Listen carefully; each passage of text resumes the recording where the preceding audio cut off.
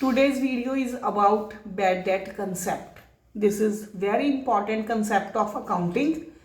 कई बार जब हम बिजनेस में चीज़ें या गुड्स क्रेडिट पर बेचते हैं तो जो हमारे डेटर्स होते हैं जिनसे हमने पैसे लेने होते हैं वो पैसे दे नहीं पाते, वो हम अपनी जो पेमेंट है वो कर नहीं पाते।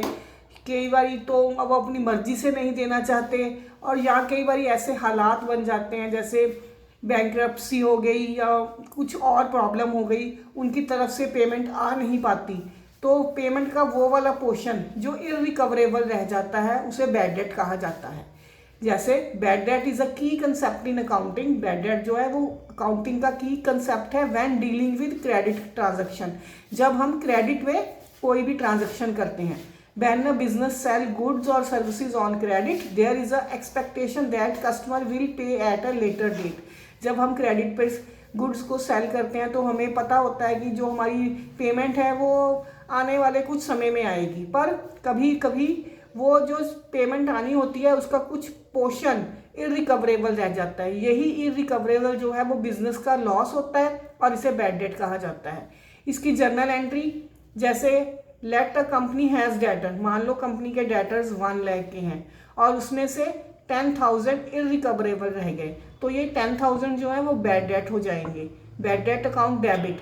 और ये लॉस है, लॉस को जो है हम डेबिट करते हैं, bad debt account debit 10,000 to sundry debtors account, और जिन डेटर्स की पेमेंट नहीं हो पाई उनको क्रेडिट कर दिया जाता है।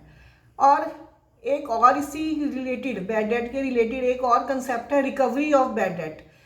कई बार कुछ समय के पश्चात आने वाले सालों में उस बैड डेट का कुछ पोर्शन जो है वो रिकवर हो जाता है, अपनी मर्जी से रिकवर हो जाता है या डेटर खुद पेमेंट कर देता है, तो ये अपनी इनकम बन जाती है उसी साल की। और इसकी journal entry cash account debit to bad debt recover, क्योंकि ये इनकम है और इनकम को हम क्रेडिट करते हैं, cash account debit to bad debt recovered account.